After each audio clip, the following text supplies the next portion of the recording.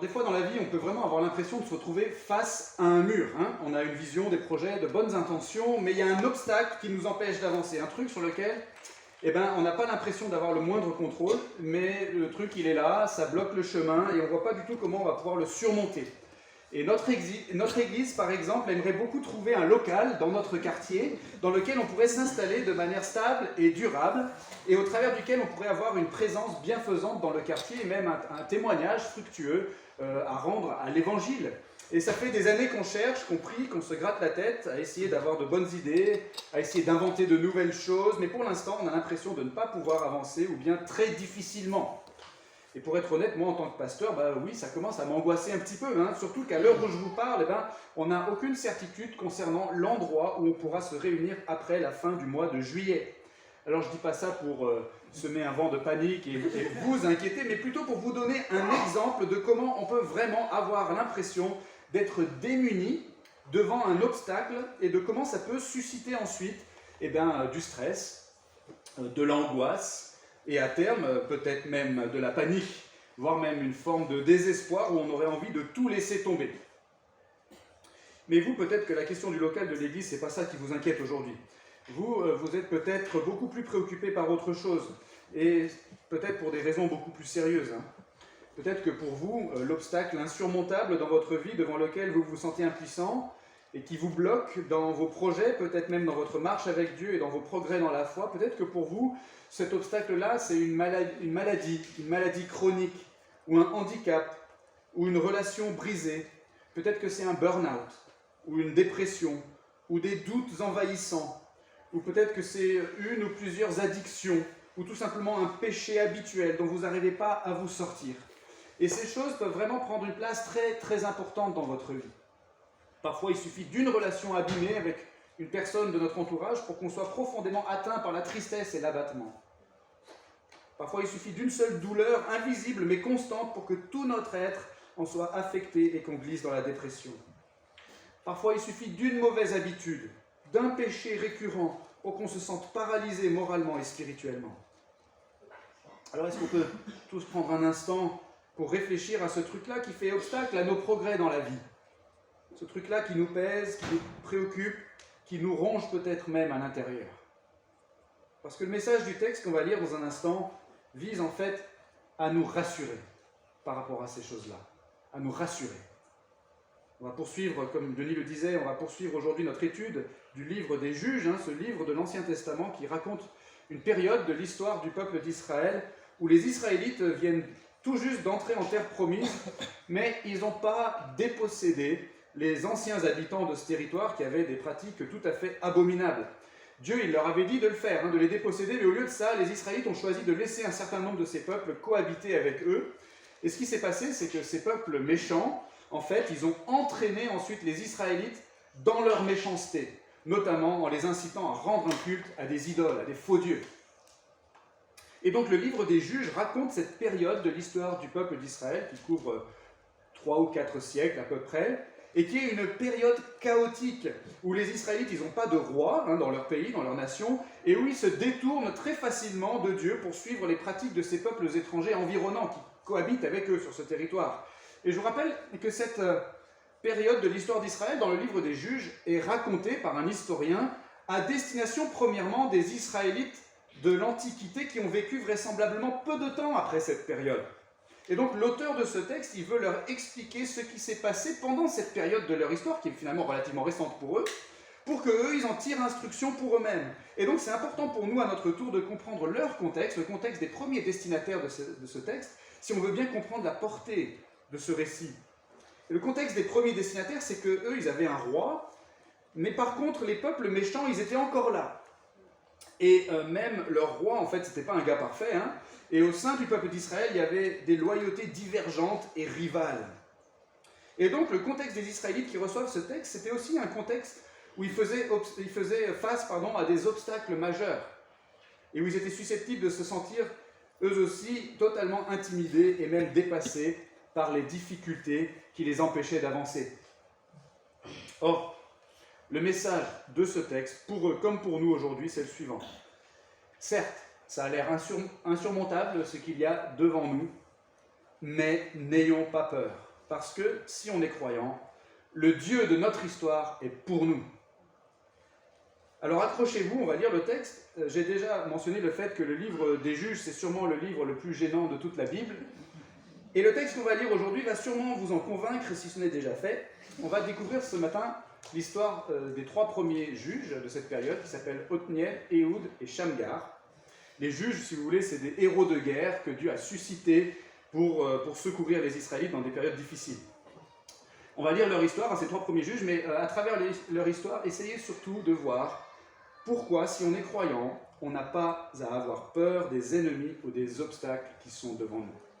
Lisons au chapitre 3 du livre des Juges, à partir du verset 7. On lira jusqu'à la fin du chapitre. Les Israélites firent ce qui est mal aux yeux de l'Éternel. Ils oublièrent l'Éternel, leur Dieu, et rendirent un culte aux Baal et aux Ashéras. La colère de l'Éternel s'enflamma contre Israël et il les vendit entre les mains de Cushan-Rishéataïm, roi de Mésopotamie. Les Israélites furent asservis à Cushan-Rishéataïm pendant 8 ans. Les Israélites crièrent à l'Éternel, et l'Éternel suscita aux Israélites un libérateur qui les sauva, Othniel, fils de Kénaz, frère cadet de Caleb. L'esprit de l'Éternel fut sur lui, il devint juge sur Israël et il partit pour la guerre. L'Éternel livra entre ses mains Cushan-Rishéataïm, roi de Mésopotamie, et sa main fut puissante contre Cushan-Rishéataïm. Le pays fut tranquille pendant 40 ans, et Othniel, fils de Kénaz, mourut. Les Israélites firent encore le mal aux yeux de l'Éternel, et l'Éternel fortifia Églon, roi de Moab, contre Israël, parce qu'ils avaient fait le mal aux yeux de l'Éternel. Églon réunit à lui les Ammonites et les Amalécites, et il se mit en marche. Il bâtit Israël qui fut dépossédé de la ville des palmiers. Et les Israélites furent asservis à Églon, roi de Moab, pendant 18 ans. Les Israélites crièrent à l'Éternel, et l'Éternel leur suscita un libérateur.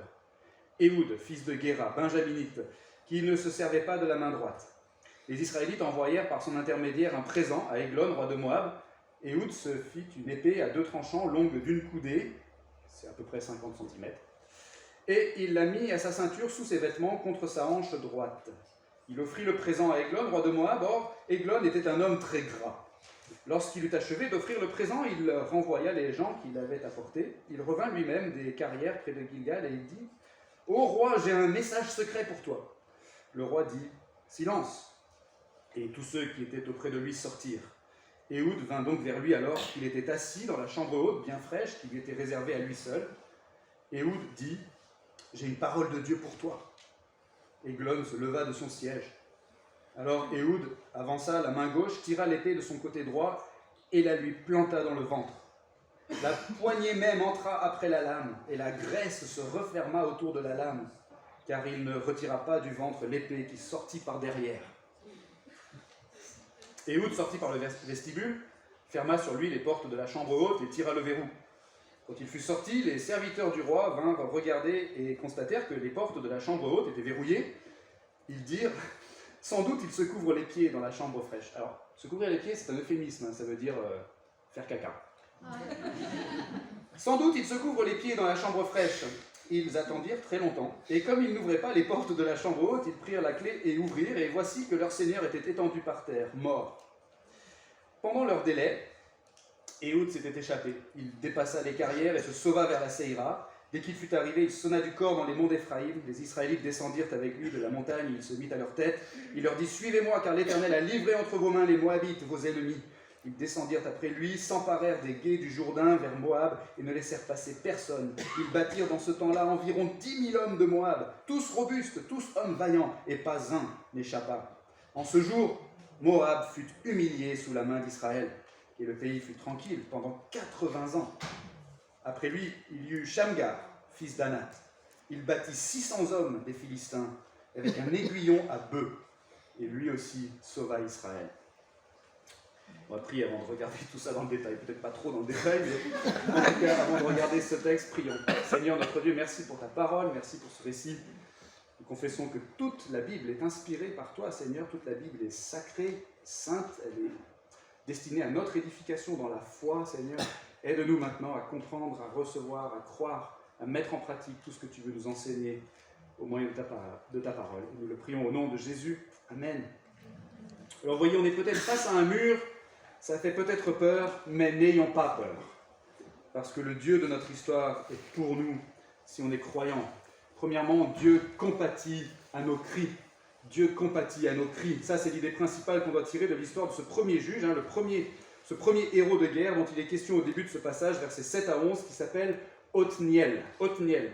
C'est pas la première fois qu'on entend parler de lui. Hein. Othniel, c'est le neveu et le gendre de Caleb, qui lui-même est un héros de l'histoire d'Israël. Hein. Othniel, il avait pris part aux premières conquêtes en terre promise, et il avait fait preuve d'un engagement héroïque. Donc tout ça pour qu'on se rende compte, quand on découvre ce nom d'Othniel, qu'on se rende compte que ce nom doit nous évoquer quelque chose de très positif. Othniel, c'est un héros exemplaire, emblématique. En fait, toute son histoire qui nous est rapportée ici, au verset 7 à 11, est emblématique, et elle nous est racontée de manière emblématique. Et si vous faites attention à ce qui est dit, vous remarquerez peut-être qu'il n'y a pas beaucoup, finalement, de détails croustillants qui nous sont rapportés par rapport aux exploits d'Othniel, contrairement à ce qu'on découvrira par la suite chez la plupart des autres juges dans le récit, à commencer par le deuxième juge, Ehud, auquel on va venir dans un instant. Mais la raison, c'est sûrement que l'auteur veut attirer notre attention sur le motif général de cette première histoire, de cette première histoire de juge, et justement pas sur les détails de ce qui s'est passé. L'histoire d'Othniel dans notre passage, c'est tout simplement, en quelque sorte, la description initiale d'un motif qui va se répéter plein de fois dans le livre des juges. Et c'est tout ce qui nous est dit sur Othniel et ce méchant roi dont le nom est difficile à prononcer. Ce motif, c'est le suivant. Les Israélites sont infidèles à Dieu. Dieu les châtie sous la main d'une puissance étrangère. Les Israélites crient à Dieu. Dieu leur envoie un libérateur qui est appelé un juge. Ce juge délivre les Israélites de la puissance étrangère. Et les Israélites connaissent la paix pendant un certain temps. Donc, et ça c'est le motif, qui va se répéter ensuite plusieurs fois dans le livre des juges. Donc dans notre texte, l'histoire du premier juge est là surtout pour bien asseoir très clairement et très simplement ce motif dans notre esprit. Voilà en gros ce qui va se passer. Voilà en gros l'histoire typique des juges pendant cette période de l'histoire d'Israël. Mais dans ce motif, au cœur de ce motif, ce qui doit nous frapper, et il ne faut surtout pas passer à côté de ça, ce qui doit nous frapper, c'est cette phrase au verset 9. Les Israélites crièrent à l'Éternel, et l'Éternel suscita aux Israélites un libérateur qui les sauva. Littéralement, un sauveur qui les sauva, ou un libérateur qui les libéra, parce que c'est la même racine pour les deux mots. C'est la racine Yasha en hébreu, qu'on trouve dans le prénom Joshua, ou Josué, ou Yeshua. Et au cœur du motif qui se répète dans tout le livre des juges, il y a donc cette réponse de l'Éternel au cri des Israélites. Et si on regarde le texte, cette réponse, elle est immédiate et elle est généreuse. Immédiate parce que dans le texte, d'un point de vue littéraire, eh bien, la réponse vient tout de suite après qu'il ait dit que les Israélites crient à l'Éternel. Ils crient à l'Éternel et l'Éternel leur suscite un libérateur. Et elle est généreuse parce que la durée de la paix que Dieu accorde par le moyen du juge, si vous avez fait le calcul, est 5 fois plus longue que la durée de l'asservissement au méchant roi Kushan-Riché et Ataïm. Donc est-ce que vous voyez ce qui se passe dans le texte? L'auteur veut établir tout de suite dans son récit le motif qui va caractériser cette période de l'histoire d'Israël, le motif de la désobéissance des Israélites en contraste avec la fidélité de Dieu qui n'abandonne quand même pas son peuple. Mais au cœur de ce motif, il y a Dieu qui compatit aux cris de son peuple. Ces Israélites, ce sont des gens désobéissants, idolâtres.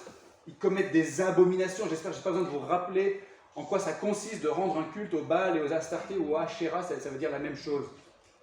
C'est abominable et pourtant Dieu entend leurs cris et répond à leurs cris. Et ça, c'est vraiment la première leçon, le premier rappel, pourrait-on dire, de ce texte pour les Israélites qui le reçoivent en premier, déjà, et pour nous aussi, aujourd'hui, qui avons l'impression, parfois peut-être, d'être livrés à nous-mêmes face aux difficultés qu'on rencontre, et particulièrement quand on se retrouve devant telle ou telle épreuve qui nous semble énorme dans la vie, qui nous fait peur et qui nous fait sentir totalement impuissants. Eh bien, Dieu compatit à nos cris. Dieu compatit à nos cris. Imaginez que vous ayez un enfant, un jeune enfant qui n'a envie d'en faire qu'à sa tête, qui rejette vos instructions, qui résiste à votre autorité, qui tape des pieds par terre et qui se met en colère contre vous parce qu'il ne veut pas faire ce que vous lui dites. Ça vous attristerait certainement en tant que parent et vous essayeriez certainement de faire quelque chose pour le corriger et pour le faire progresser dans son comportement et dans son caractère, n'est-ce pas?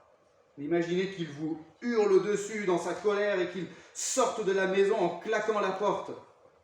Quelques minutes plus tard, vous entendez à travers la fenêtre que votre enfant crie encore.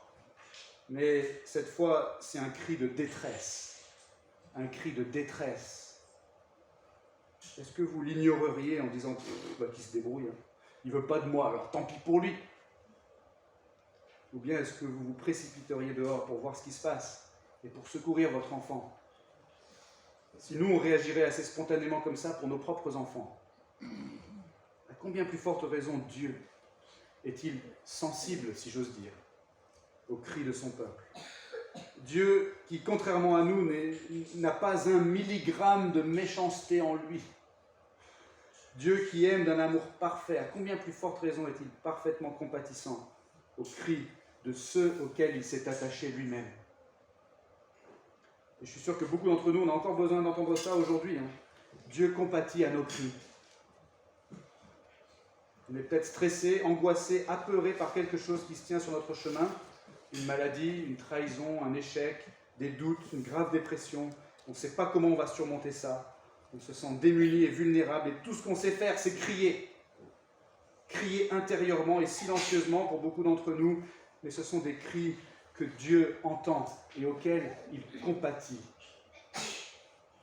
Peut-être même que ces cris intérieures, c'est à cause de nos propres péchés qu'on les pousse, ces cris. On n'en peut plus de ce corps de mort, comme le dit l'apôtre Paul dans le Nouveau Testament. On a encore chuté.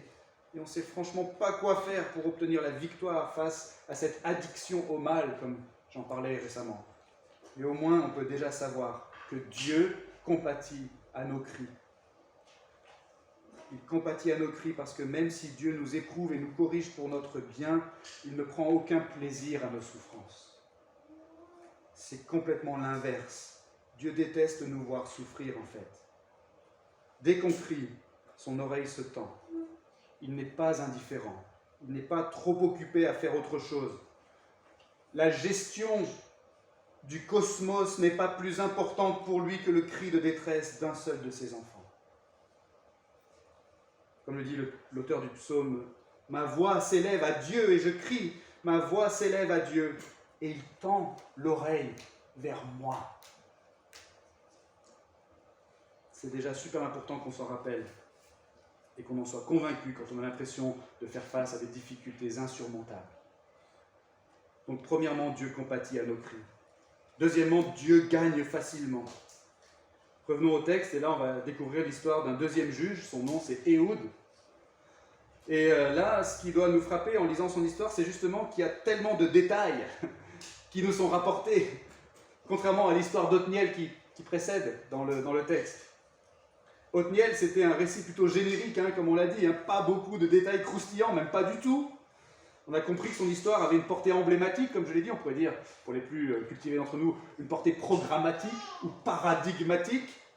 Mais là, l'histoire d'Ehud, c'est plein de détails croustillants, ou je devrais plutôt dire des détails pas très ragoûtants.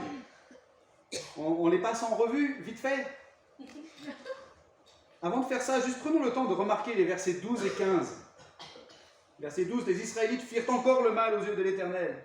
Verset 15, les Israélites crièrent à l'Éternel, et l'Éternel leur suscita un libérateur, Ehud. Vous voyez le motif dont je parlais il y a quelques instants, qui a été établi au préalable et là qui se répète, et qui va encore se répéter au fil du récit du livre des juges. Le motif est là, le refrain qui revient. Et je veux aussi que vous remarquiez autre chose, c'est le verset 13, où il est précisé que les Israélites ont été dépossédés de la ville des palmiers.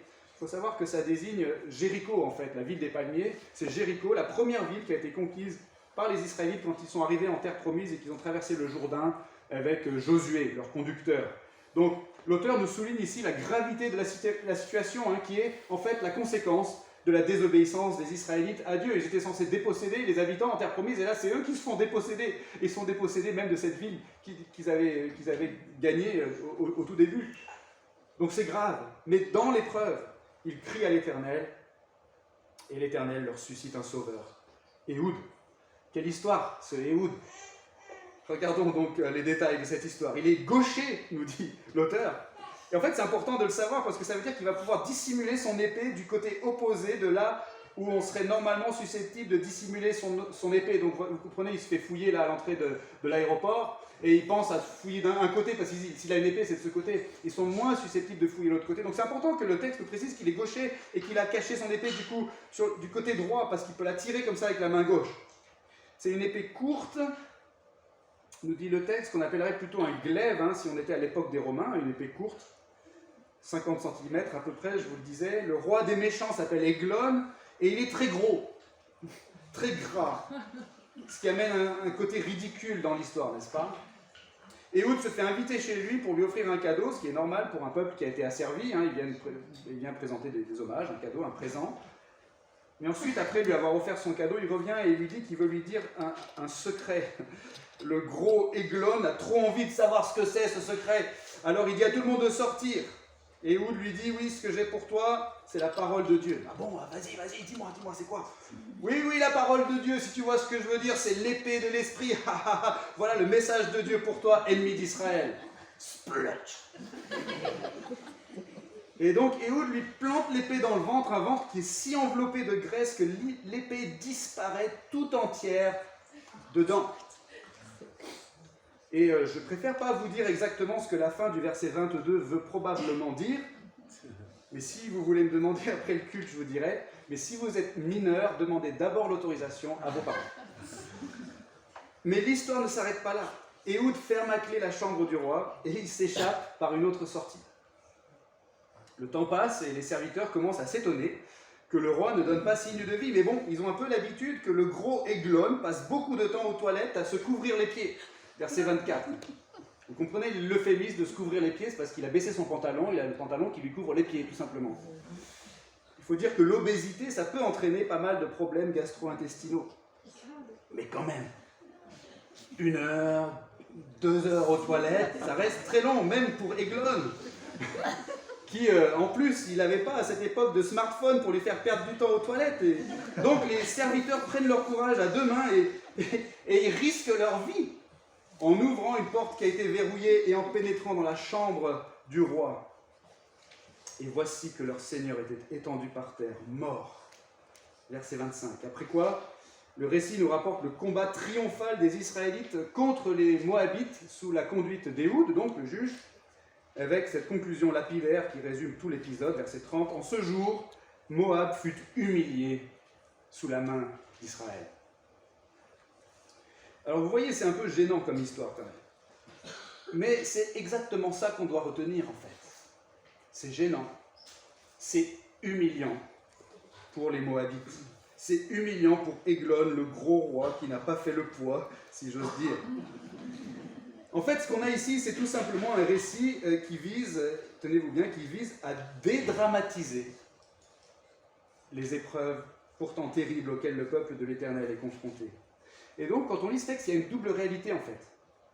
À la fois la réalité des cris de détresse des Israélites qui sont opprimés, et en même temps, la réalité du rire de ceux qui lisent ce récit et qui se rappellent comment Dieu a ridiculisé son adversaire. Le roi Eglon le gros, et les Moabites. En fait, cette histoire est là, et elle est racontée de cette manière pour faire comprendre aux Israélites qui donc relisent cette histoire qui est leur histoire, et pour nous faire comprendre à nous aussi aujourd'hui que Dieu gagne facilement. Dieu gagne facilement. Les Israélites, ils l'ont échappé belle, mais Dieu n'a pas gagné de justesse. Je redis. Les Israélites l'ont échappé belle, mais Dieu n'a pas gagné de justesse. Vous comprenez la nuance? En ce moment, on est en plein dans le tournoi de tennis de Roland-Garros, et beaucoup de matchs peuvent être très serrés. Et à la fin du match, les deux joueurs sont en sueur, et celui qui gagne, il est tellement soulagé que des fois, il tombe par terre à la renverse. Tellement soulagé. On voit que le vainqueur est vraiment content d'avoir gagné, surtout en finale. Mais dans notre texte, c'est pas du tout ça. C'est pas du tout ça. Dieu gagne facilement. En fait, tellement facilement que tout en terrassant Eglon le gros, Dieu se permet de faire des blagues. Ou en tout cas, il se permet d'inspirer l'auteur de ce texte pour qu'il fasse des blagues sous l'inspiration du Saint-Esprit et pour qu'il raconte ça de manière humoristique et sarcastique.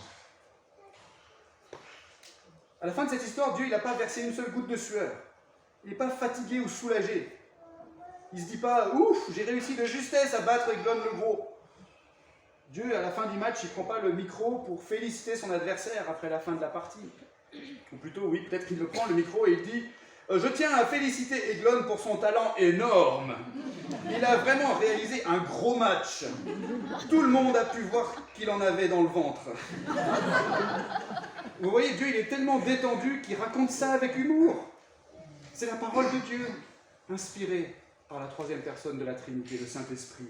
Et nous, en lisant cette histoire vraie, qui est racontée de cette manière, on est incité à dédramatiser à notre tour les épreuves qu'on traverse, parce qu'aucune de nos épreuves n'impressionne Dieu, en fait. Dieu gagne facilement. Il compatit à nos cris parce qu'il s'est attaché à nous, si on est croyant, et il gagne facilement parce qu'il est tout-puissant et que rien ne lui résiste. Alors oui, on fait face à des obstacles et à des ennemis, mais il rit celui qui siège dans les cieux.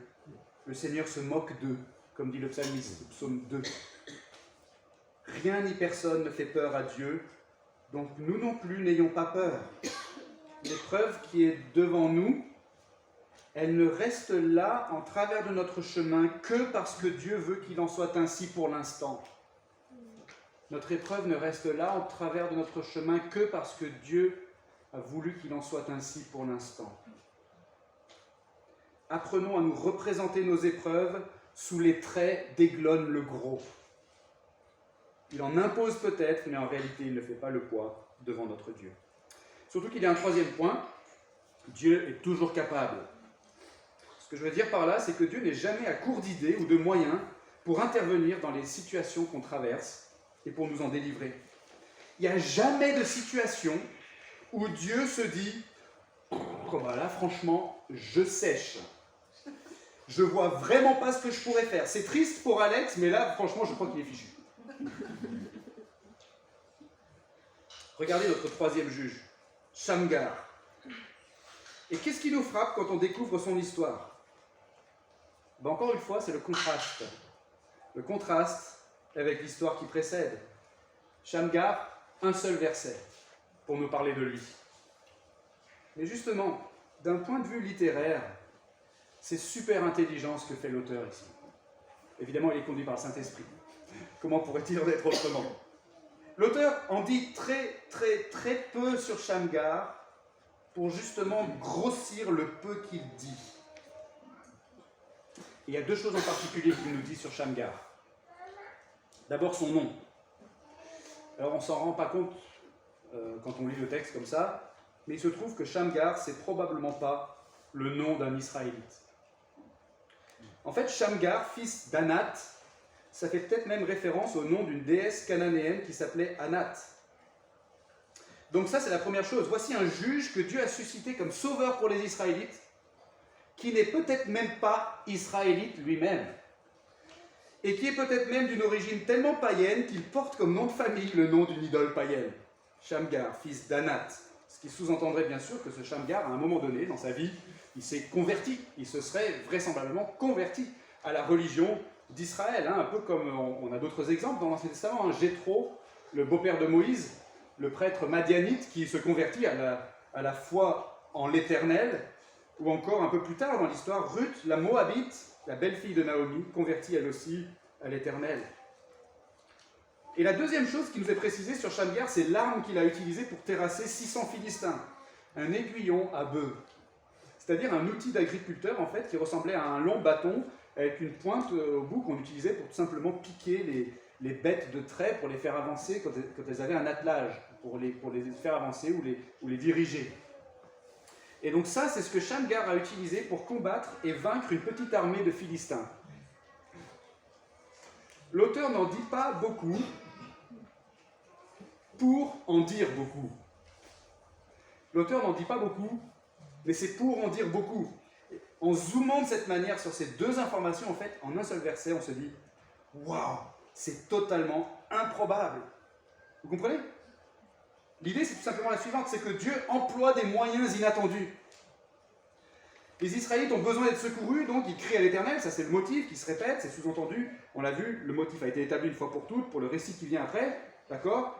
Ils crient à l'Éternel, et Dieu n'a peut-être sous la main qu'un ancien adorateur d'Anat avec un aiguillon à bœuf, qu'à cela ne tienne, Dieu est toujours capable, même avec Shamgar, un païen avec un outil d'agriculteur, un ancien païen, un ex-païen, avec un outil d'agriculteur. Et donc, c'est un peu bête, mais ce petit verset-là, il vise à nous rassurer lui aussi. Il vise à nous rappeler que Dieu nous dépasse tellement en puissance et en intelligence qu'il est carrément capable de nous surprendre par la manière dont il va sauver son peuple. Qui l'eût cru? Un benjaminite gaucher avec un glaive caché dans son pantalon. Un païen converti avec un aiguillon à bœuf. Et un peu plus tard, comme on le verra la prochaine fois, 2 femmes, Déborah et Yaël, parce que les gars, ils avaient trop peur d'y aller tout seuls.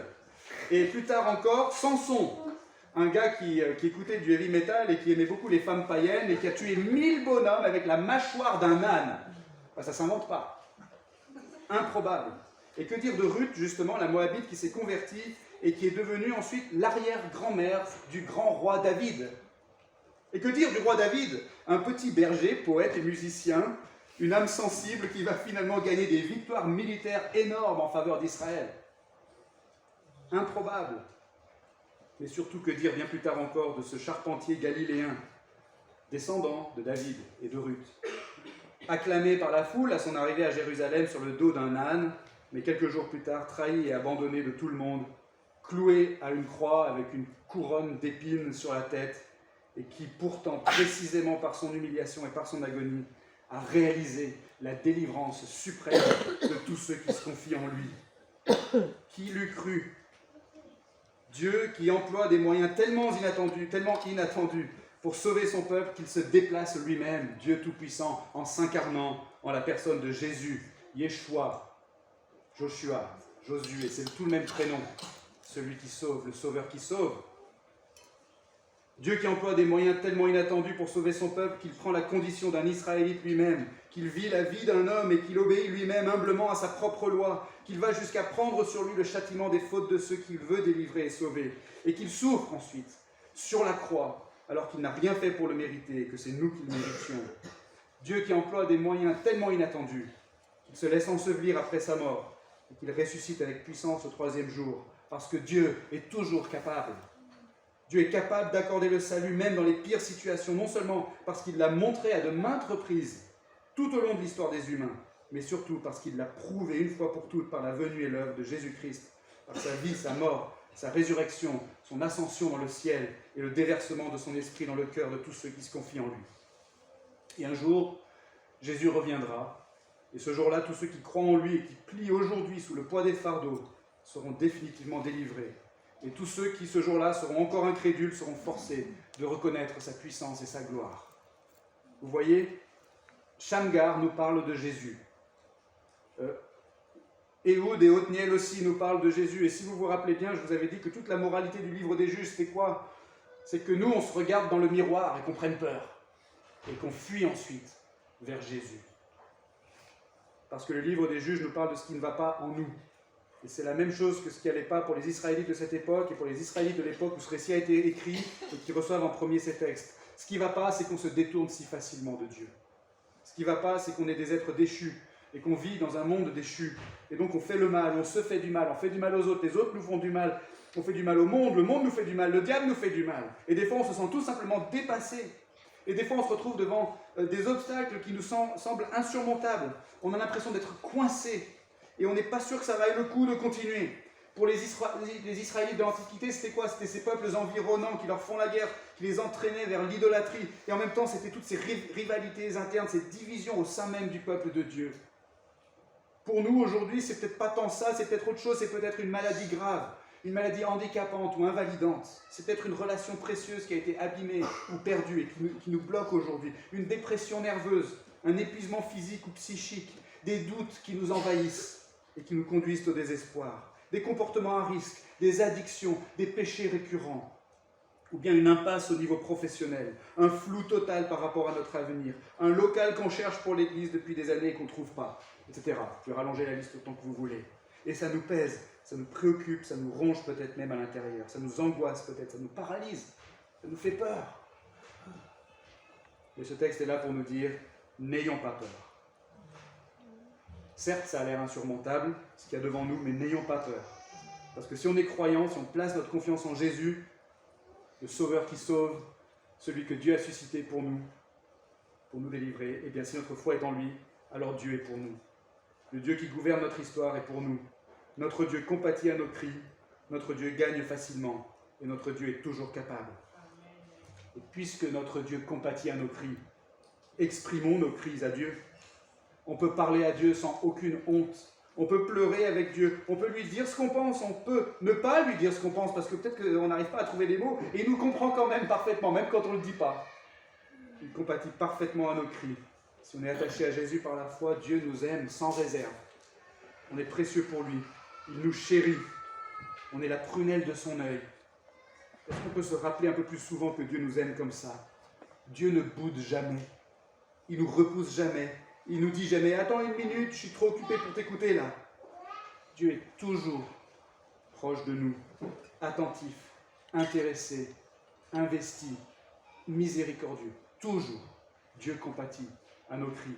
Et puisque notre Dieu gagne facilement, alors remettons-lui la bataille. Laissons-le combattre pour nous. Laissons-le porter nos fardeaux parce que c'est ce qu'il veut. Déchargez-vous sur lui de tous vos soucis, dit l'apôtre Pierre, car il prend soin de vous. Dédramatisons nos épreuves et regardons-les, nos épreuves, sous les traits d'Aiglon le Gros. Elles ne font pas le poids, nos épreuves, face à Dieu en fait. Elles nous font peur, à nous, certes, et on se sent tout petit et on est intimidé devant nos épreuves, mais si on est en Jésus-Christ par la foi, eh bien notre Dieu, c'est le Dieu de l'univers, c'est le Dieu infini, tout-puissant, irrésistible, qui se rit de nos ennemis, parce que ce sont ses ennemis, et il est vraiment avec nous. Il gagnera cette bataille un jour, c'est sûr. Le match est plié d'avance. Et enfin, puisque notre Dieu est toujours capable, ne baissons pas les bras, ne perdons pas courage, n'ayons pas peur. Dieu est toujours capable de déployer des moyens inattendus pour nous délivrer.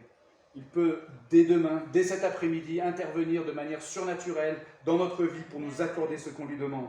Alors n'arrêtons pas de lui demander ce qui peut-être paraît impossible à nos yeux, mais qui n'est pas impossible pour lui.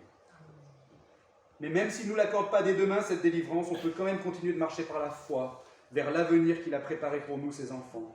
Un avenir où toute peine sera consolée, où toute injustice sera corrigée, où tout péché sera aboli. Et on est sûr d'y arriver à cette destination. Non seulement parce que Othniel, Ehud et Shamgar sont venus comme des exemples du salut que notre Dieu compatissant accorde généreusement à son peuple, mais surtout parce qu'une fois pour toutes, lorsque les temps furent accomplis, Jésus, le juge, sauveur, libérateur ultime, est venu pour nous, il a vécu pour nous, il est mort pour nous, il est ressuscité pour nous, il est monté au ciel pour nous préparer une place dans la maison du Père pour toujours.